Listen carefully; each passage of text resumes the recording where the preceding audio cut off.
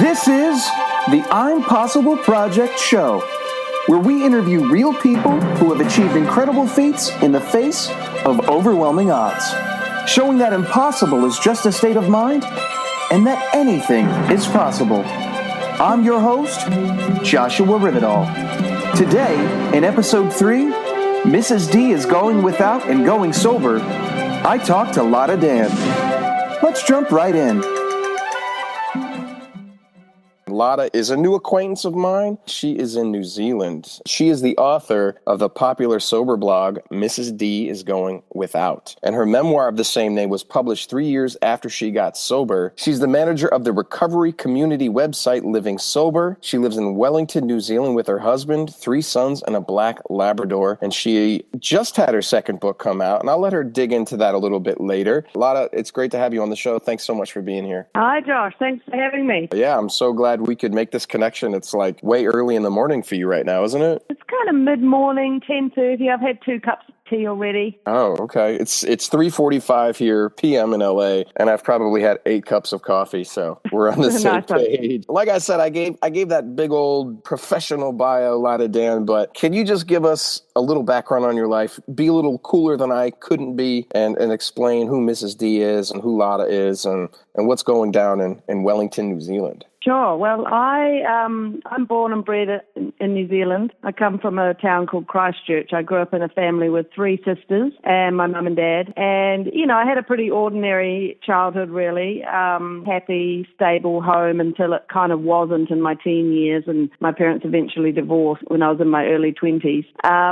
But, you know, there wasn't any huge drama. The main sort of feature of my upbringing was that I grew up in a society where alcohol was very normalized, and I took to it like a duck to water. So from the age of 15, basically, I drank alcohol regularly, and throughout my life, it became more steady and regular. I mean, I just drank all the time, basically, and you know, held down a pretty successful life. I trained as a journalist. I traveled over to the UK. I lived there for 3 years. I've done a lot of traveling, a lot of working in television and radio, and, you know, I'm a success, you could say. I got married, I had children, I did my master's degree, you know, all very winning at life stuff. But the point was, I had this relationship with alcohol right through all of my life that just grew heavier and steadier until it got to a very dark place. How did that, what did that dark place look like? Was it, you are a success. I mean, you really are. And you've gone sober. I'm sorry, spoiler alert, everyone.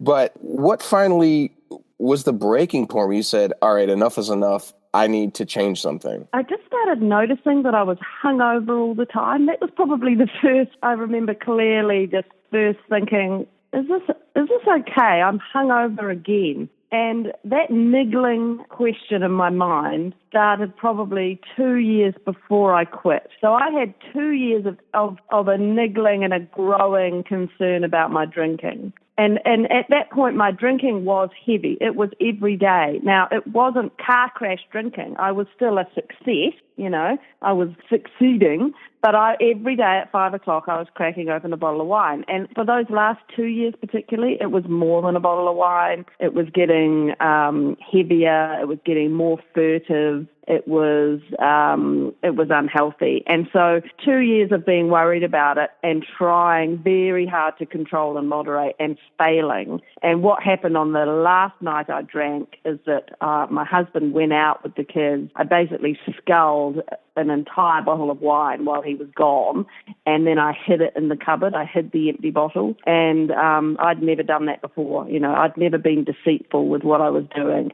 And bearing in mind, I was actively trying to do something positive, you know, control my drinking at that time, and yet I was still having these new behaviours show themselves. And so the morning after I hid that bottle, you know, in floods of tears, hungover and miserable, I just decided, you know, the only way I can control this drug is to take it out of my life completely. And that's what I decided to do. I had absolutely no idea what was to come. I thought it would be a straightforward, just breaking a nasty little habit and everything will go on like normal. But, you know, giving up completely flipped my life around. So you're saying basically it's been it is or it has been a struggle to have given up alcohol. Yeah? Yeah, I mean, there was the initial struggle of just beating cravings and getting through every day without drinking. But very quickly after I quit, I started getting very, very emotional, sad, angry, whatever, stressed, and realizing, A, I hated that feeling. I hated feeling sad, and I hated feeling angry. And B, I was just really ill-equipped to deal with those feelings because I'd never allowed myself to feel them. And that's what emerged for me in getting sober. Okay, I was a success. I had all these, trappings of a good life, but I was just really underformed. I wasn't equipped to actually deal with, what being a human is all about, which is ups and downs. I just wasn't. And so every time I got sad, it was just the worst thing in the world, just awful. And every time I got angry, ditto. I just wanted to take this emotion away, but I couldn't anymore because I couldn't drink. So for me, getting sober was all about figuring myself out and learning how to just live in the raw, feeling things all the time. And that's been a very difficult journey, but also fascinating and so rewarding. That's incredible. I can speak for myself. I don't love feeling all the feelings, and sometimes it gets tedious and burdensome, and you can call it a lot of different things. And so I get the impetus to want to drown that out. But when you don't, it makes, even though in the moment it's a bit painful, it makes for a richer life experience. I don't know if it's the idiom kind of stays the same in New Zealand, but there's some aspect of just ripping the Band-Aid off. Like, you just got to do it. You just got to feel the feelings. And once you get through it, you'll get through it. You'll get through it. And then when you look back over a tough phase and you got through it without drinking, not only do you feel this sense of pride that I did that and I didn't collapse completely, I got through, but also you always learn just a little bit about yourself, and you feel cleaner about the emotion itself because you're not confused, you're not, you weren't numbing it, you felt it. So if I look back at difficult phases in my life since I've been sober, I understand them. And just having that understanding, even though it was hell getting through it and not being able to avoid or escape at any point, just having that understanding of that's what was going on for me, it just makes it better. So you kind of get over stuff quicker. It's still, it doesn't make it fun when you're in the tricky phase and you're just feeling it. It's not fun, I have to be honest. But overall, I wouldn't want it any other way now because I'm up and down, sure. But overall, I am much calmer than I ever was, and just more in touch with myself and more in touch with the people around me. That's the best thing. I'm so much more connected to my friends and family and loved ones, and even just acquaintances than I ever was because I'm connected to myself.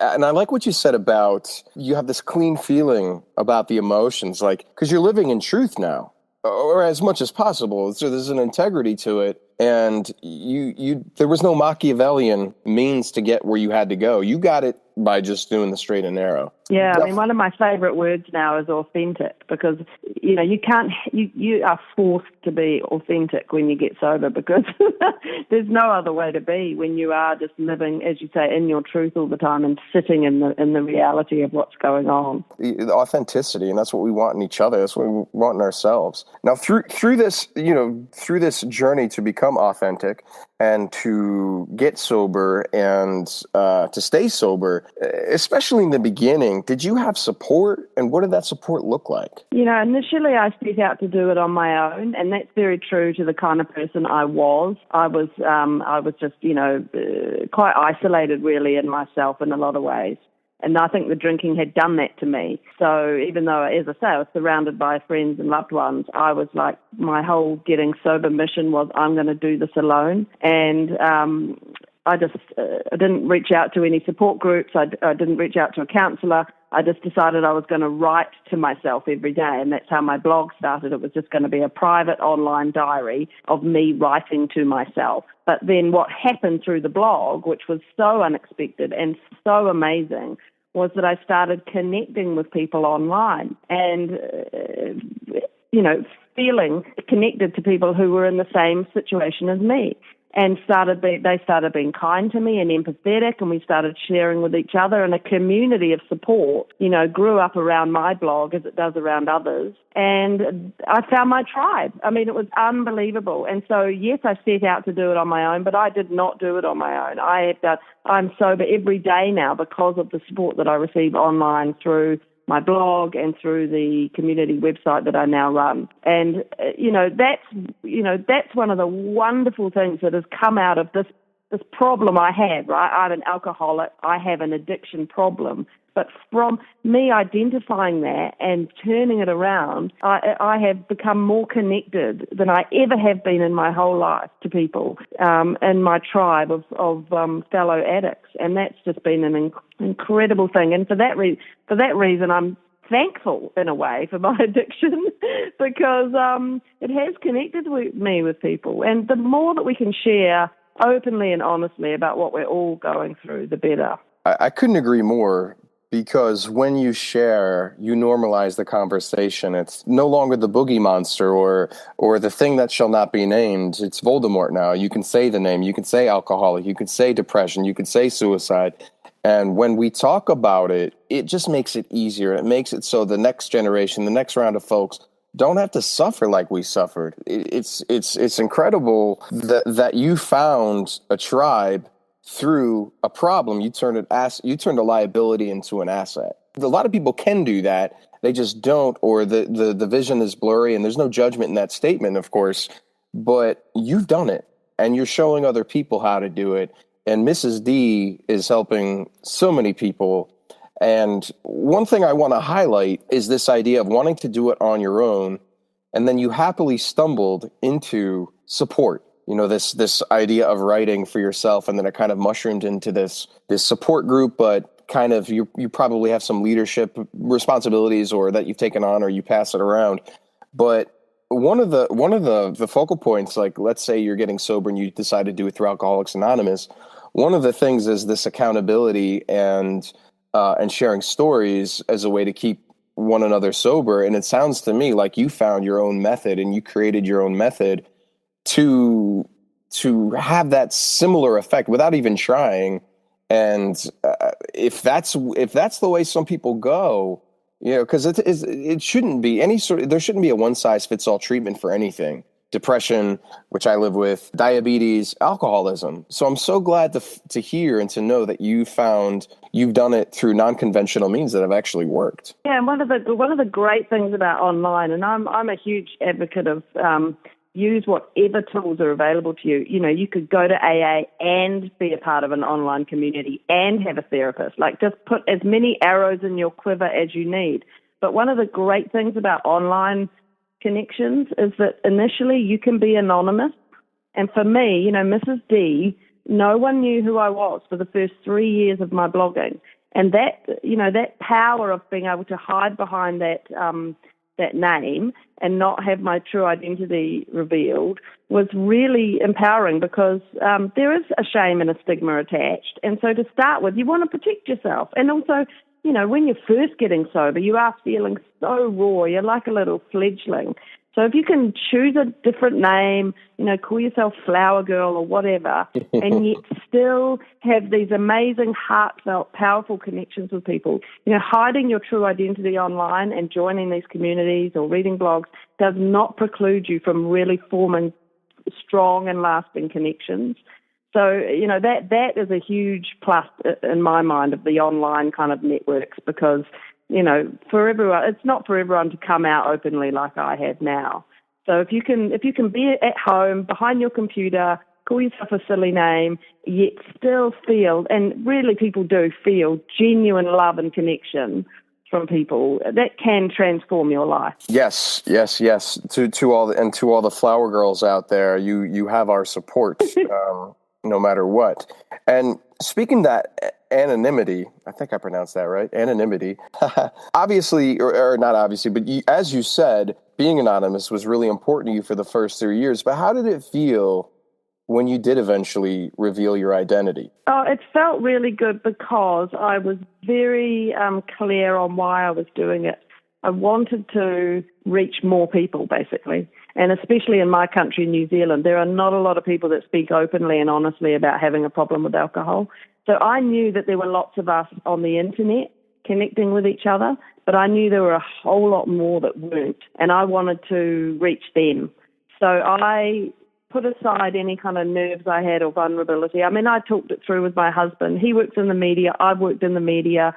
I'm a confident enough person. We decided together, no, let's do this, and I'll take any kind of criticism or nervousness or whatever that comes my way because I want to reach more people. So I was very clear in that goal, and that kind of helped with any nerves. And to be honest, I got no negativity. I only had support, and it worked. I had hundreds and hundreds and hundreds of people reach out to me when I first went public privately via email, Facebook messages from around this country and the world, but mostly around this country saying, you know, I'm just like you. Oh, my goodness.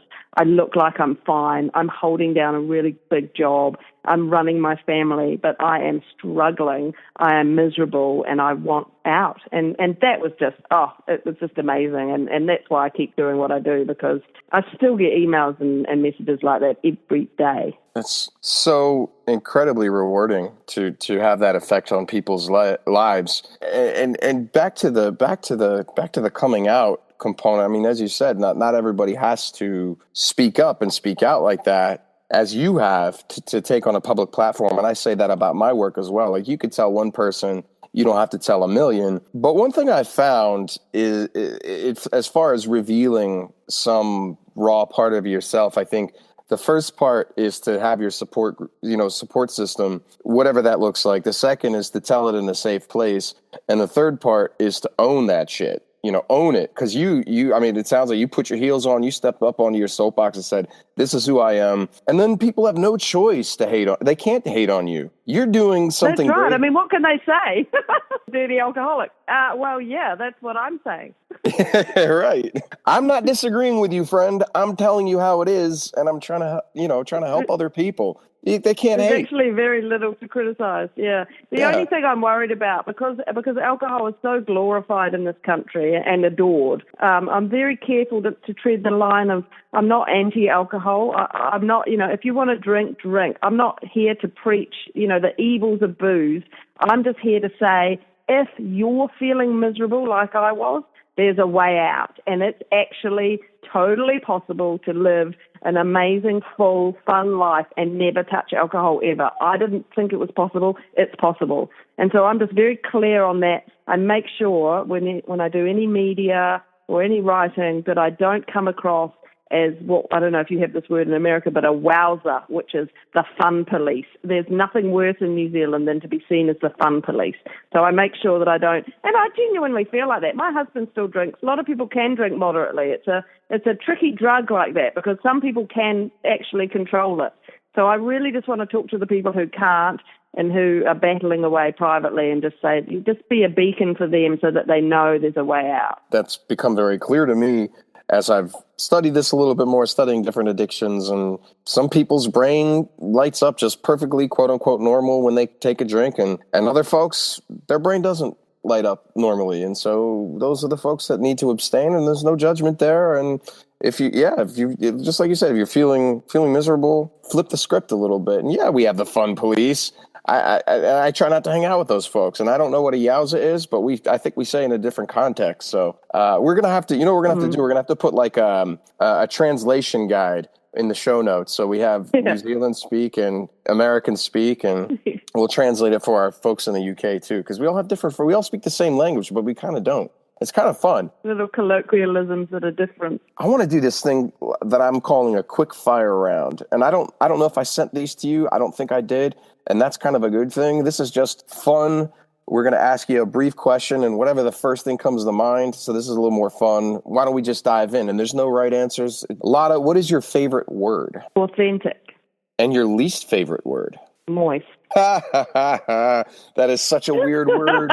There's a girl in high school that I distinctly remember this was like, I hate that word. I hate it so much. And I was like, I get it. You are now the second person across the world.